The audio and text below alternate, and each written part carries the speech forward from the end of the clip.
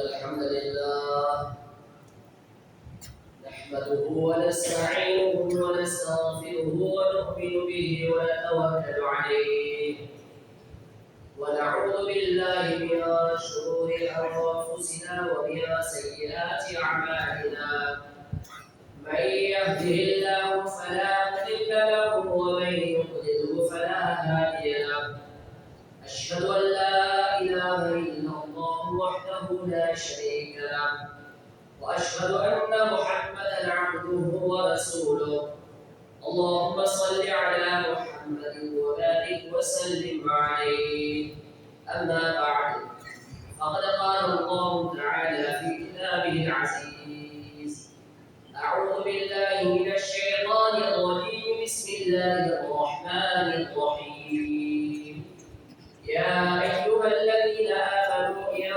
جاءكم فاسق بنبأ فتبينوا أن تصيبوا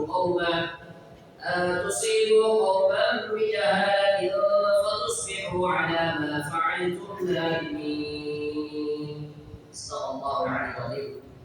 وعن أبي هريرة رضي الله تعالى عنه قال رسول الله صلى الله عليه وسلم كفى بالمرء كذبا أن يحدث بكل ما سمع رواه مسلم. உலகையும் படைத்து பரிபாலித்து போஷித்து ரட்சித்துக் கொண்டிருக்கும் வல்லவர் அல்லாஹ் சுப்ஹானஹு வ தஆலாவுக்கே சர்வ புகழும் புகழ்ச்சியும் பாராட்டுகளும் சொந்தமானது.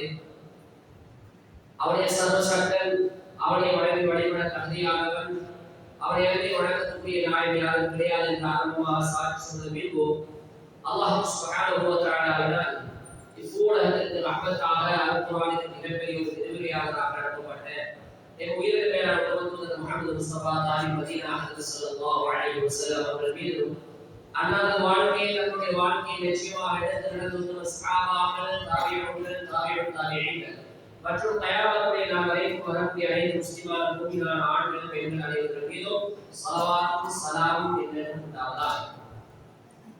புனிதமிக்க ஜும்ஆவுடைய இந்த நேர காலத்தில் அல்லாஹ்வுடைய மாளிகையில் வந்திருக்கும் அல்லாஹ்வுடைய நல்லடியார்களே, அன்பு நிறைந்த சகோதரர்களே, அல்லாஹ் சுப்ஹானஹு வ தஆலாவும் அவரது தூதர் ஹஜ்ரத் ஸல்லல்லாஹு அலைஹி வஸல்லம் அவர்களும் எமக்கு என்னென்ன கட்டளைகளை இருக்கிறாரோ அத்தனை விடயங்களையும் நம் வாழ்வில் முடிந்தளவுக்கு எடுத்தோம். என்னென்ன விடயங்களை எல்லாம் செய்யக்கூடாது என்று தடை சட்டங்களாக தடை கட்டளைகளாக இருக்கிறார்களோ அத்தனை தடை சட்டங்களையும் தாண்டி விடாமல் தக்வா செய்து வாழ்ந்து கொள்ளும்படி ஆரம்பமாக அடியேனாக இதற்கும் அடுத்ததாகவும் வசியத்தும் நசீஹத்தும் செய்து கொள்கிறேன். கனிமிக்க அல்லாஹ்வுடைய நல்லடியார்களே, நாம் இன்று வாழ்ந்து கொண்டிருக்கக்கூடிய இந்த காலம் அதே அறிவியல் யுகத்தின் காலம். மார்க்கம் அது அதனுடைய பங்களிப்பை என்னோ செய்து முடித்து விட்டது. இன்று மார்க்கத்துக்கு எந்த ஒரு பங்களிப்பும் கிடையாது. அது அறிவியல் என்ற ஒரு காலம் என்று மக்களால் பேசப்பட்டு கொண்டிருக்கக்கூடிய ஒரு காலத்தில் வாழ்ந்தது. இன்று மக்கள் உலகத்திலே அறிவுடைய உச்சகட்டத்தை எட்டி பிடித்துக் கொண்டிருக்கிறார்கள். ChatGPT தொடக்கம் AI வரைக்கும் இன்று அந்த அறிவு, knowledge, ஆய்வுகள் முன்னேறி கொண்டே போய் கொண்டிருக்கக்கூடிய காலம். மார்க்கம், மதம் அது அதனுடைய பங்களிப்பை எந்தோ செய்து முடித்து விட்டது. இன்று அதற்குரிய எந்த ஒரு பங்களிப்பும் கிடையாது என்று மக்கள் பேசிக்கொண்டும் அதை மக்களுடைய உள்ளங்களில் விதைத்துக் கொண்டு இருக்கின்ற ஒரு பயங்கரமான காலத்தின் நாட்கள் வாழ்ந்தது. இந்த அடிப்படையில் நாம் இன்று முகம் கொடுக்கின்ற சவால்களில் மிகவும் பயங்கரமான ஒரு சவால் என்றால் இந்த சோசியல் மீடியா, சமூக ஊடகங்கள் என்பதை நாம் புரிந்து கொள்ள வேண்டும். எங்கு பார்த்தாலும் குக்கிராமங்களில் கூட இந்த சோசியல் மீடியாவுடைய செல்வாக்கு செலுத்தப்படாத இடங்கள் இல்லை என்று சொல்கின்ற அளவுக்கு எல்லா மூளை உறுப்புகளையும் அழைத்து அவைகளுக்குள்ளால் தன்னுடைய செல்வாக்கை செலுத்திக் கொண்டு மூளைகளை சலவை செய்து கொண்டிருக்கக்கூடிய ஒரு காலத்தை பார்த்து கொண்டிருக்கிறோம். இன்று அநேகமான பேரண்ட்ஸ் பிள்ளைகளை பாடசாலைக்கு அனுப்புகின்ற அந்த பேரண்ட்ஸ் மாருடைய தலையில் அவருடைய சிந்தனையில் ஓடி இருக்கக்கூடிய விடயம் தான் இந்த அல்ஹம்துலில்லாஹ் காலம் சுருங்கிவிட்டது. அதற்கேற்றாற்போல் இன்றைக்கு எல்லா வசதிகளும் வந்துவிட்டது. வீட்டுக்குள்ளாலே இருந்து எங்களுடைய பிள்ளைகளுக்கு நாங்கள் ஜூமினூடாக அல்லது ஏனைய வலைதளங்களூடாக அல்லது ஏனைய சோசியல் மீடியாக்களிலூடாக நாங்கள் எங்களுடைய பிள்ளைகளுக்கு அழகான முறையில் கல்வியை கற்றுக் கொடுக்கலாம், அந்த பிள்ளைகளுக்கு சரியான அறிவை போதிக்கலாம் என்று அதிகமான பெற்றோர் எண்ணிக் கொண்டிருக்கிற நேரத்தில் அடுத்த செயலை மறந்திருக்கிறார்கள். இந்த ஆன்லைன் கிளாஸ்கள் மூலமாக அல்லது இந்த மீடியாக்கள் மூலமாக நாங்கள் பெறுகின்ற அந்த பலாபலங்கள் எந்த அளவுக்கு எங்களுக்கு கிடைக்கின்றதோ அதை விடவும் பல மடங்கு அதனுடைய பயங்கரமான விளைவுகள் இருக்கிறது என்பதை நாம் நினைத்துக் கொள்ள வேண்டும். எந்த சோசியல் மீடியாக்களை யார் கண்டுபிடித்து அறிமுகம் செய்து அதற்காக தங்களுடைய வாழ்க்கையை முழுக்க அர்ப்பணித்து செயல்பாட்டில் ஈடுபடுகிறார்களோ அந்த விஞ்ஞானிகளை கிட்டத்தட்ட 350க்கும் மேற்பட்ட விஞ்ஞானிகளுடைய கருத்து எதிர்காலத்தில் இந்த AI டெக்னாலஜி மூலமாக மனித குலம் அழிவுக்குள் செல்லுகின்ற ஆபத்து இருக்கிறது சொல்றார். யார்? விஞ்ஞானிகள். அந்த விஞ்ஞானிகளும் முழுக்க இந்த ChatGPT, AI இவைகள் மூலமாக மக்களுக்கு என்னென்ன விடயங்களை கொண்டு போய் சேர்க்க முடியுமோ அவைகள் எல்லாம் நாம் கொண்டு போய் சேர்க்க வேண்டும் என்று முழுக்க பாடுபடுகின்ற அந்த விஞ்ஞானிகளை 350க்கும் மேற்பட்ட விஞ்ஞானிகளுடைய கருத்துதான் எதிர்கால சமூகம் அவர்கள் உயிர் வாழ முடியாமல் மனித குலம் அழிவை நோக்கி செல்லுகின்ற அபாயம் இருக்கிறது என்ற அந்த முடிவை சொல்லியிருக்கிறார். எனவே அல்லாஹ்வுடைய நல்லடியார்களே, அவர்கள் சொல்லித்தான் நாங்கள் அதை விளங்கிக் கொள்ள வேண்டும் என்ற அவசியமும் இல்லை.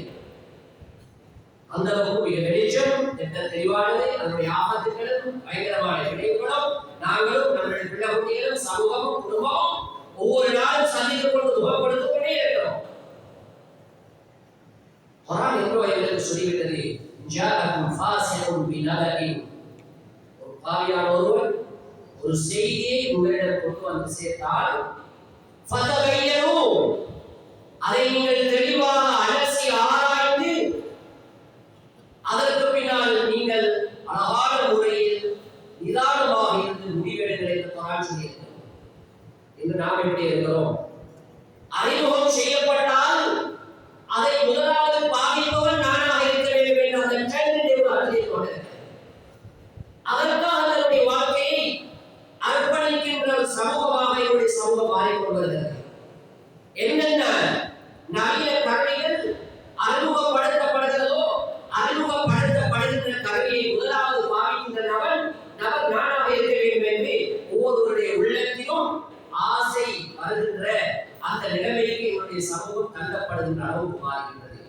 அந்த அளவுக்கு தூரம் பயங்கரமான விளைவுகளை இந்த சோசியல் மீடியா செய்து கொண்டிருக்கிறது. எனவே அல்லாஹ்வுடைய நல்லடியார்களே, இதனுடைய விளைவுகளை, பயங்கரத்தை, அபாயத்தை பேச போனால் அது எது நலவென்று கொஞ்சம் இருக்கிறது அதை விட்டு ஒரு பக்கம் வச்சுட்டு மற்ற எல்லாமே கெடுதி என்பதாக பேசுகிறோம். அந்த அளவுக்கு தூரம் பயங்கரமான விளைவு. ஆனால் அந்த மீடியாக்களை முறையாக பயன்படுத்த தெரியும் என்றால் நாங்கள் அதை எப்படி பயன்படுத்துவோம் அந்த முறை அறிந்து கொள்வோம் என்றால் அதற்காக சில நன்மைகளை பெற்றுக்கொள்ளலாம் என்பதையும் சரி, ஒரு சில நன்மைகள் இருக்கிறது.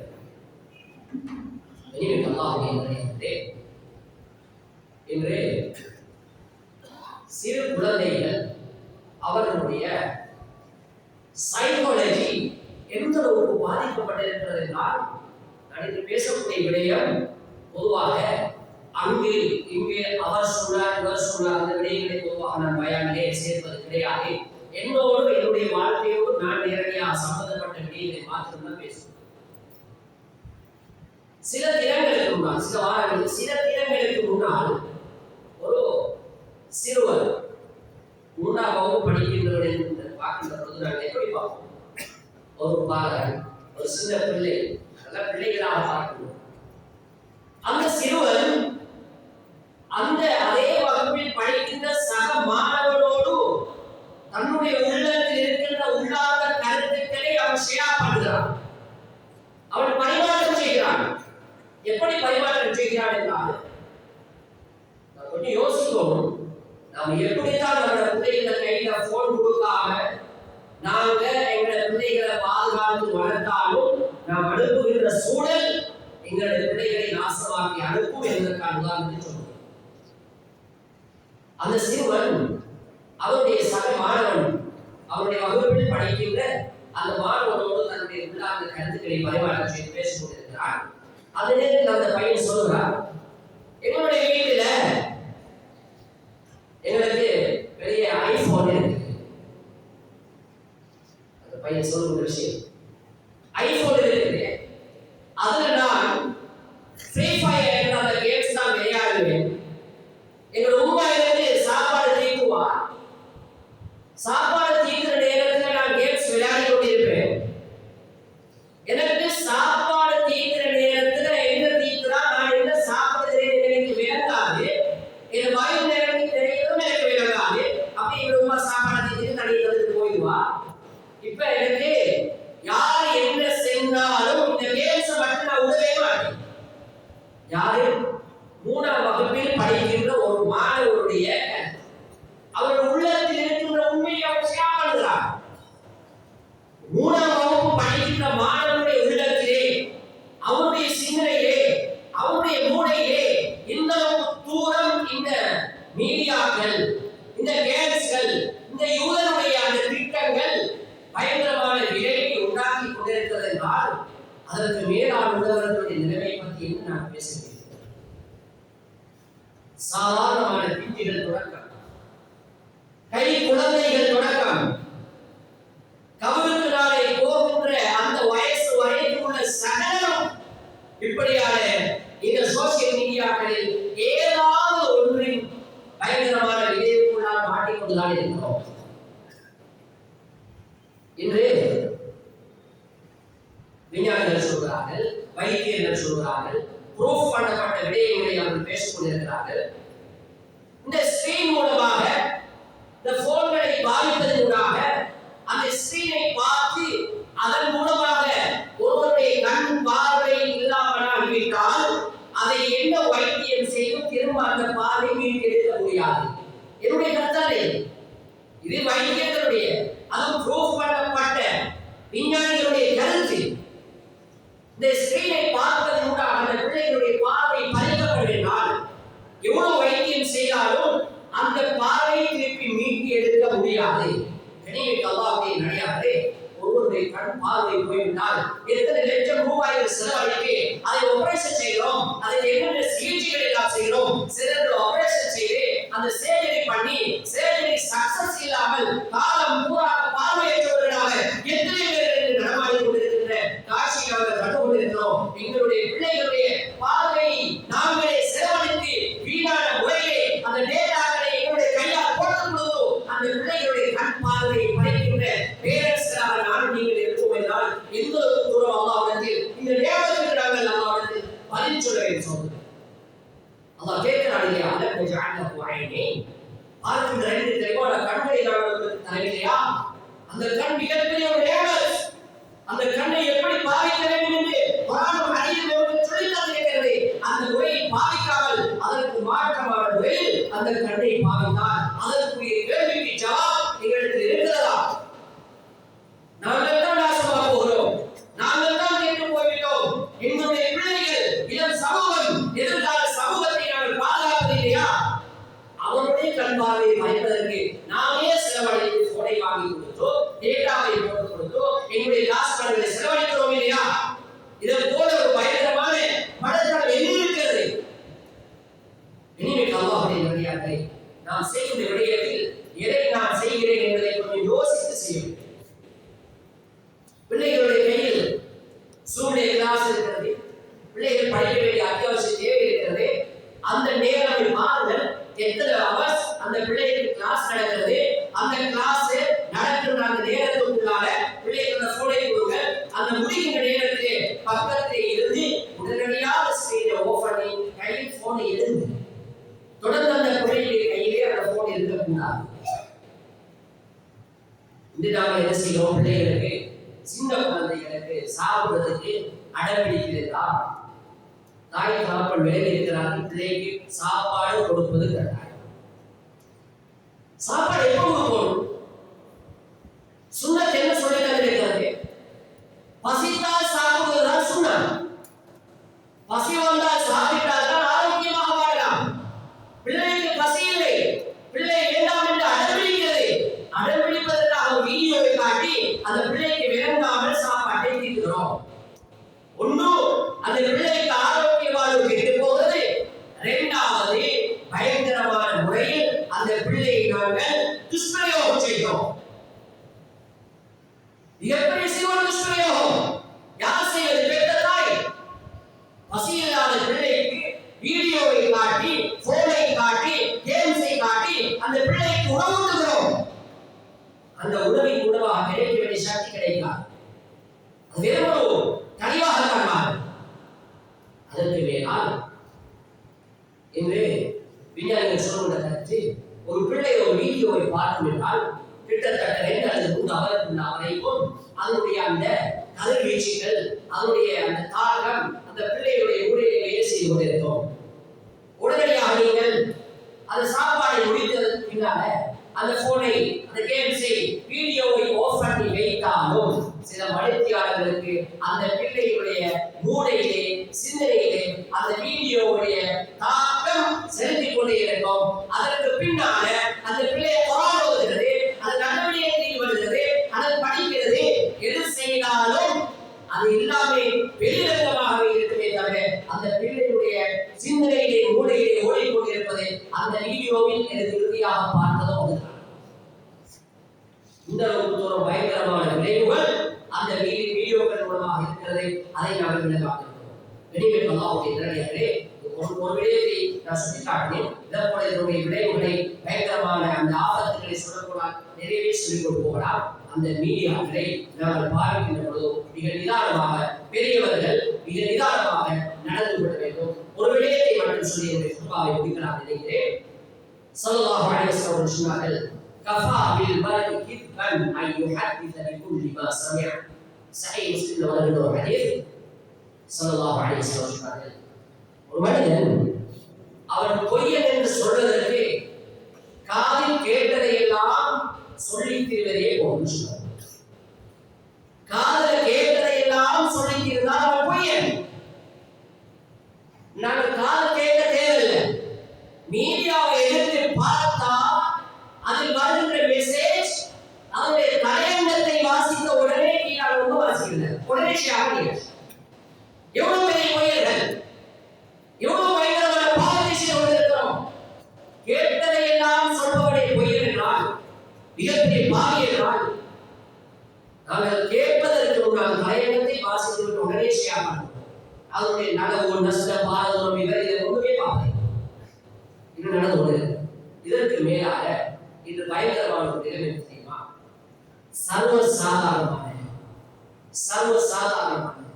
ஊர்ல மக்களால் மதிக்கப்பட முடியாத, ஆகவே அற்பமான சில நபர்கள் கூட பணமாக்களுக்கு கை நீட்டி, இவர் எப்படி பேசுவாரு, அவர் எப்படி பேசுவாரு, ஜமீன் செஞ்சு கொண்டிருக்கிறது. இந்த அளவுக்கு தூரம் சாதாரணமான எந்த ஒரு மார்க்கத்துடைய அடிப்படை அறிவு இல்லாத மனிதர்கள் எல்லாம் இந்த ஊடகங்களை பயன்படுத்தி பணமாக்களுடைய மானத்தை பங்கப்படுத்துகின்ற பயங்கரமான ஆபத்தான ஒரு நிலையை நோக்கி இந்த சமூகம் நகர்ந்து கொண்டிருக்கிறது. அறிஞர்கள் எழுதுகிறார்கள், உங்களுடைய சமூகம் அந்த இஸ்மாயிலுடைய கண்ணீர் வடிகின்ற, இரத்த கண்ணீர் வடிக்கின்ற அந்த காட்சியை பார்க்க வேண்டும் என்றால் உங்களுடைய பிள்ளைகளை வளமாக்களுடைய அந்த சூழலை தூரமாக்கி. அவ்வளவு. எப்பொழுது சமூகம் வளமாக்களுடைய தொடர்பை விட்டு துண்டிக்கப்படுகிறதோ அன்றிலிருந்து அந்த சமூகம் அழிவை நோக்கி செல்வதற்கு காலை வைத்து அதனுடைய மிகப்பெரிய ஒரு விளைவுதான் இந்த மீடியாவை பயன்படுத்தி சர்வசாதாரணமா ஜம்இய்யத்துல் உலமாவில் இருக்கக்கூடிய ஒரு ஆலிமுடைய சாதாரணமான ஒரு மெம்பர்ஷிப் எடுத்தோம். ஆக எந்த ஒரு அந்தஸ்தும் இல்லை, சாதாரணமாக ஒரு வெறுமையான மெம்பர்ஷிப் மட்டும் சமூகத்தால் இருக்கக்கூடிய ஒரு ஆளுமை பற்றி பேசுவதற்கு என்ன அனுமதி இருக்கிறது? அப்படி இருக்கும் பொழுது அவருடைய தலைவர் என்ன செய்து கொண்டிருக்கிறார், செயலாளர் என்ன செய்து கொண்டிருக்கிறார், பொருளாளர் என்ன செய்து கொண்டிருக்கிறார், ஏழைகளை எப்படி இருக்கிறார்கள் என்று தகாத வார்த்தைகளை இன்றைய பேச முடியாது. அந்த ஒரு தூரம் பயங்கரமான மோசமான படுபாவியான நிலைமையில் அந்த வார்த்தைகளை பேசிக் கொண்டிருக்கிறார். அல்லாஹ்வுடைய நல்லடியார்களே, இது எங்களுடைய சமூகத்தை குணமாக்கலை விட்டும் நல்ல விடயங்களை விட்டும் தூரமாக்கி குடியிலே கொண்டு போய் தள்ளுவதற்கு முதல் கட்டம். அதனால உலமாக்கள் எப்பொழுதும் பொதுமக்களோடு தொடர்புள்ளவர்களாக இருக்க வேண்டும். பொதுமக்கள் எப்போதும் உலமாக்களுடைய வழிகாட்டலோடு இருக்க வேண்டும். நான் ஆரம்பத்தில் சொன்னதை போல இந்த AI அதே போல ChatGPT அந்த விளைவு தான் இது என்று சொல்லலாம். ஏனென்றால் இங்கு போனா ஒருத்தரை பேசுகிற நேரத்தில் வாப்பா மார்க்கு இப்படி சொல்லு, நீங்க என்ன சொல்றீங்க, எனக்கு மார்க்கு தெரியும், ChatGPT கேட்கிறேன், AI கேட்கிறேன், மெட்டாவை கேட்கிறேன், இது சொல்லுங்க என்று உலமாக்கள் அவசியமில்லை. மார்க்கத்தை படித்தவர்களுக்கு கேட்க வேண்டிய தேவையில்லை. நான் சுயமாக என்னுடைய மார்க்கத்தை விளங்கி செயல்படலாம் என்ற ஒரு பிள்ளையான வழிகாட்டலே என்னுடைய சமூகத்தை இந்த மீடியாக்கள் வழிநடத்தி கொண்டிருக்கிறது. அதனால காதில் கேட்டது கண்ணால் பார்த்ததெல்லாம் நினைத்த பிரகாரம் ஷேர் பண்ணி விடாதீர்கள். எங்களுடைய விரலால் தள்ளுகின்ற ஒவ்வொரு அசைவுகளுக்கும் நாம் பதில் சொல்ல வேண்டும். ஸல்லல்லாஹு அலைஹி வஸல்லம் சொன்னார்கள், ஒரு மூமினுடைய மானத்தை பங்கப்படுத்துவது தீய வட்டி என்று சொன்னார். வட்டி என்றாலே தீய விஷயம், வட்டி என்றாலே பாவமான காரியம். அந்த வட்டி தாயோடு தவறாக நடப்பதை விடவும் பயங்கரமான பாவம் என்று சொல்லப்படுகின்ற அளவுக்கு பயங்கரமான பாவம். வட்டி சாப்பிட்டவன் கியாமத்துடைய நாளில் ஷைத்தான் முடித்தவனை போல எதிர்பார்க்கப்படுவான் என்று குர்ஆன் பேசுகிறது. அவ்வளவு பயங்கரமான பாவம். அந்த வட்டியை விடவும் பயங்கரமான வட்டி என்ன தெரியுமா? ஒரு மூமினுடைய மானத்தை பங்கப்படுத்துவது. பேசுவதை வந்து பாருங்க, எத்தனை பேருடைய மானம் காத்தில் பறக்கிறது. அழகான குடும்பம், நல்ல குடும்ப பின்னணியை கொண்டவர்கள், அழகான மக்கள், கண்ணியமானவர்கள், நல்லவர்கள், இவர்களுடைய மானங்களை எல்லாம் சின்னாபின்னப்படுத்தி அம்பலப்படுத்தி சிறிய சிறிய தவறுகளை கூட பெரிசாக எடுத்துக்கொண்டு சமூகத்துக்கு மத்தியிலே நாடு வைத்துக் கொண்டிருக்கிறார். எவ்வளவு கேவலமான விஷயம். எனவே அல்லாஹ்வுடைய நல்லடியார்களே, இப்படியாக இந்த மீடியாக்களை பாதிக்கக்கூடிய ஒவ்வொரு தனிநபரும் யோசித்துக் கொள்ளுங்கள். நீங்கள் நினைத்துக் கொண்டிருக்கிறீர்கள் ஏதோ சாதனை படைத்து விட்டதாக, அவருடைய குறையை நான் அம்பலப்படுத்தி விட்டேன். சிலருக்கு ஷைத்தான் இப்படி இங்கே மாற்றுவான். நான் உண்மைதான், நான் என்ன செய்யறேன், மறைக்க மாட்டேன், தைரியமா பேசுவேன், என்னை உழைக்க மாட்டேன் என்று நினைத்துக் கொண்டு அந்த ஏமாற்றத்திலே ஷைத்தானியத்தில் ஈடுபட்டுக் கொண்டு அவர் மக்களுடைய மானத்தை பங்கெடுத்துக் கொண்டிருக்கிறார். ஒன்றை மட்டும் நிறைவேற்றிக் கொள்ளுங்கள். ஸல்லல்லாஹு அலைஹி வஸல்லம் சொன்னார்கள், ஒருவன் இன்னொருவருடைய மானத்தை பங்கப்படுத்தினான், ஒருவருடைய குறையை அவன் அம்பலப்படுத்தினால், அவன் அவருடைய வீட்டுக்குள்ளால் யாருக்கும் தெரியாமல் கண்ணன் தரையிலே அறைக்குள்ளாக மூடிக்கொண்டு மறைந்து இருந்தாலும் கூட அல்லாஹ் போற்றுவதற்குள்ளால் அவருடைய குறையை அம்பலப்படுத்தி கேவலப்படுத்துவான். யோசிச்சு பாருங்க, ஒவ்வொரு நாளும் எத்தனை பேருடைய மானத்தை கை வைக்கிறோம். பேஸ்புக்லையும் அப்படியே, வாட்ஸ்அப்லையும் அப்படியே, ஏனைய மீடியாக்கள் எடுத்து பார்த்தால் இப்படி மோசமான ஒரு ஒவ்வொருவரை பற்றி சித்தரித்துக் கொண்டு பேசிக்கொண்டு அவருடைய மானத்தை கை வைத்துக் கொண்டு, குறிப்பாக வாலிபர்கள் இந்த விடயத்தில் மிகவும் எச்சரிக்கையாக நடந்துகொள்ள வேண்டும். வாலிபர்களுக்கு என்ன பேசுவது, எதை கேட்பது ஒன்றுமே வேண்டியதில்லை. அந்த வாலிபர்களை சரியாக நாங்கள் வழிநடத்துவதற்கும் தயாரில்லை. அதனால அந்த வாலிபர்கள் ஏதோ நினைச்சவராக போய் கொண்டிருக்கிறார். அதனால மிச்சம் ஜாக்கிரதையாக இருந்தது. மற்றவர்களுடைய வாழத்தில் கை வைப்பதை குறிப்பாக இந்த சுத்துவாவில் இந்த ஒரு ஹதீஸை மட்டும் மெசேஜாக தூதாக எடுத்துக்கொண்டு போய் நாங்கள் எங்களுடைய வாழ்க்கையில் அமல் செய்தால் அந்த ஒன்றே எங்களுக்கு போதும். கேட்டதையெல்லாம் நான் சொல்ல மாட்டேன், கண்டதையெல்லாம் பேச தெரிய மாட்டேன், நான் காதில் விழுந்ததையெல்லாம் நான் பேச மாட்டேன், கண்ணால் பார்த்தத மெசேஜில் வந்தத உடனடியாக ஷேர் பண்ண மாட்டேன். அதை கொஞ்சம் அலசி ஆராய்ச்சி பார்த்து சமூகத்தில் நடவு இருக்கிறதா கேள்வி இருக்கிறதா என்று பார்த்து இதை ஷேர் பண்றதுல பொருத்தமா இல்லையா என்று விளங்கியதற்கு பின்னால் தான் அதை நான் ஷேர் பண்ணுவேன் என்று அந்த மன தைரியத்தை. இது சாதாரணமான ஒரு போன் தானே என்று நினைக்காதீங்க. என்னுடைய உள்ளத்தில் அது தாக்கம் செலுத்திக் கொண்டிருக்கிறது, மக்களுடைய சிந்தனையை தாக்கம் செலுத்திக் கொண்டிருக்கிறது, அறிவை நோக்கி என்னை நகர்த்தி கொண்டிருக்கிறது. அதனால அந்த விஷயத்தில் மிகவும் கவனமாக நடந்து கொள்ள வேண்டும். எனவே அல்லாஹ்வுடைய நல்லதே, இன்று நாங்கள் எல்லோரும் பேசுகிற ஒரு விடயம் தான், எந்த கிராமத்தில் போய் பார்த்தாலும் சரி அந்த இடத்தில் பேசப்படும் விஷயம் நாலேஜ், அறிவு, சிந்தனை, படிப்பு. இதுக்குத்தான் முதலிடம் எங்க போறாங்க. படிப்பு அது அத்தியாவசியமானது, அது இரண்டாம் காலத்துக்கு இடமில்லை. முஸ்லிம்கள் எல்லா துறைகளிலும் துறை சார்ந்தவர்களாக வர வேண்டும். குறிப்பாக சொல்லக்கூடாது மீடியாவுடைய துறையில் முஸ்லிம்கள் துறை சார்ந்தவர்களாக நிபுணத்துவம் பெற்றவர்களாக வர வேண்டிய கட்டாய கடப்பாடு இருக்கிறது.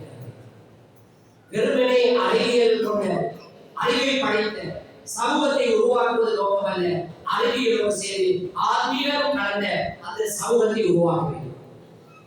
எல்லா இடத்திலும் பேசப்படுகின்ற விஷயத்தான் எத்தரா எத்தரா எத்தரா என்று படி படி படின்னு சொல்லி அந்த ஆயத்தை சொல்லி காட்டி எல்லாரும் படிங்கோ என்று தான் சொல்றாங்களே தவிர விஸ்வ ரப்பிகளை கணக்கு என்ற விஷயத்தை மறந்துதான் படித்து உன்னை படைத்த ரப்பு அல்லாஹ் அவனுடைய பேரை சொல்லி படி என்ற அந்த நுழையை கொடுப்பதற்கு தவறிவிட்டது சமூகம். அதனால சமூகத்தில் அறிவாளிகள், புத்திஜீவிகள், படித்தவர்கள் நிறைய இருக்கிறார்கள்.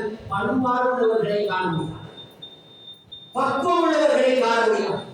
அதனால தான் யூனிவர்சிட்டிக்குள்ளாக போற பிள்ளைகள் யூனிவர்சிட்டியில் போய் படிக்க போகிறார்கள். அங்க இருந்து தற்கொலை செய்யணும், லெக்சராக இருக்கிறார் தற்கொலை செய்யலாம். பக்குவமா இல்லையா? அறிவால் மட்டும் தன்னை பாதுகாத்துக் கொள்ள முடியும் என்றால் எங்கே அந்த பாதுகாப்பு? அறிவோடு சேர்ந்து ஆன்மீகம் கலக்க வேண்டும். வெறுமனே நுழையல்ல, இந்த டெக்னாலஜிகளை பாவிப்பது தடையல்ல, ஆனால் ஆன்மீகத்தோடு சேர்ந்ததை பாவிக்க வேண்டும், முறையாக பாவிக்க வேண்டும்.